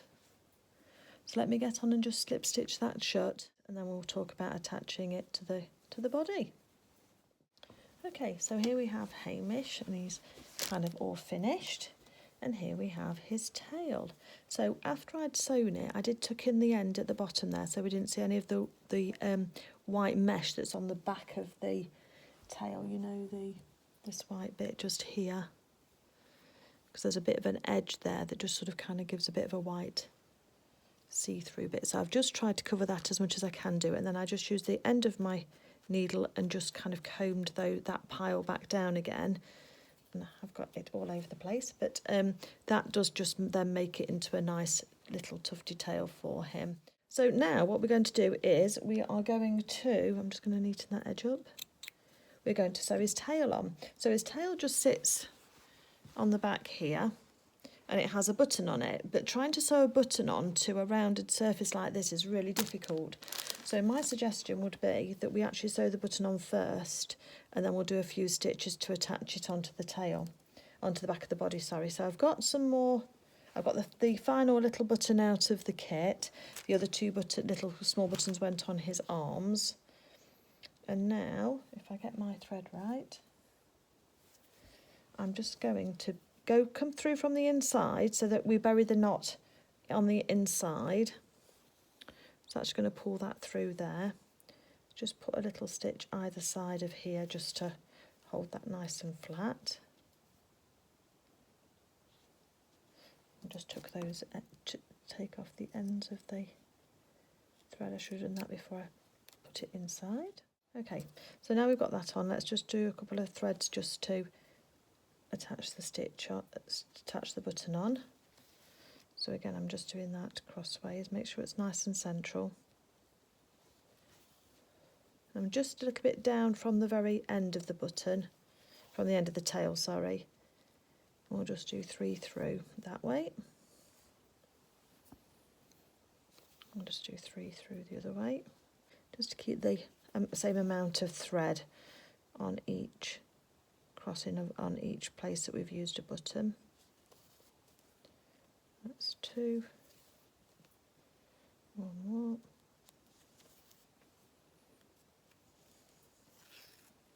So the button's attached now onto the back of the tail. So now let's have a look at Hamish and see when he's sitting. I think when he's sitting, that's where it's going to be most important. So we're just going to set it onto the centre back seam here. So probably about there, I think. Just slightly higher than his legs. I'm just going to put a pin in just to hold that for me for a second. Sorry, Hamish. It's got to be uncomfortable. Because now what I can do is lift up the tail. The pin's going to hold it in place. And we can take a couple of stitches through that back seam there. And through the tail. I'm not going through the button, I'm just going through the back of the button and the tail. Making sure your threads don't get stuck on your pin like mine have just done. And then it's almost like a bit like a ladder stitch, because I'm going to do 3 or 4 stitches and I'm going to then cinch it in tight.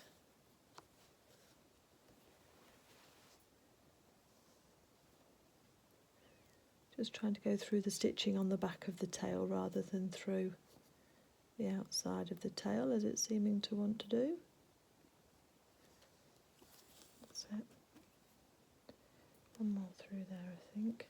Take the pin out now because I think that's attached.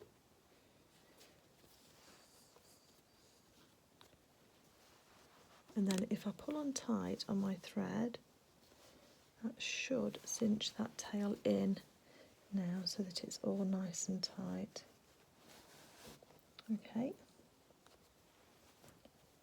And then,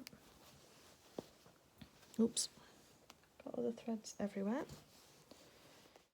And then what I'm just going to do is do a few more, just pulling it in closer at the top where that pin was. I suppose you could, if you wanted to, if you were worried about it, his tail, you wanted it to be able to be removable for his clothes, then you could always put a press stud on the back here, couldn't you, if you wanted to? So let's have a look. So just spin out of the way for him, and it's in the right kind of place. To be able to see any stitches really from the thread from the outside whilst we're attaching this down. So spinning him round a bit, he's going to feel a bit sick, isn't he? Poor Hamish. But he is absolutely adorable. I am really, really thrilled with him. I think he's my favourite character so far. Sorry, Luna. But he's just got such character about him. And what I'm going to do is actually bury the end of the thread right down inside the tail. If I can, without anybody seeing it. Not gone through the other side, so that's fine. Because I've used that extra strong thread, that Coats Epic thread again. So you don't need many stitches to attach it on because it's so strong. Okay. So he needs his hair brushing. There's his tail attached, just so that you can see. Hopefully most of that was on camera. It's difficult for me to see sometimes when I'm flinging him around. And hopefully I didn't make you feel dizzy. But he's got his tail. He's got his arms. He's got his very unruly mess of hair, which we absolutely love. And my youngest daughter is actually a redhead, so I absolutely love red hair. Anyway. And there we go. So that's Hamish all finished there. So next is on to his, oh, we can't see his head. Hold on a second. Let me just tilt the camera slightly. Hold on 1 second. And so here we have finished Hamish with his lovely hair and his tail there, looking fabulous. And so I just want to say thank you very much for watching the video. Hopefully you've enjoyed it today. From Hamish, if you've not subscribed yet, then please do consider subscribing. I do bring out new videos all the time. Some are on lunar Lapin characters and some are on dressmaking for children and for adults. But I also like to quilt and to cross stitch, so hopefully there's plenty there that will keep you interested.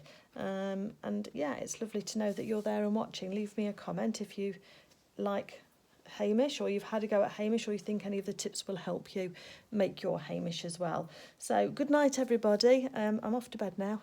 Now I've finally got him finished, and I'll speak to you all soon, so take care. Bye.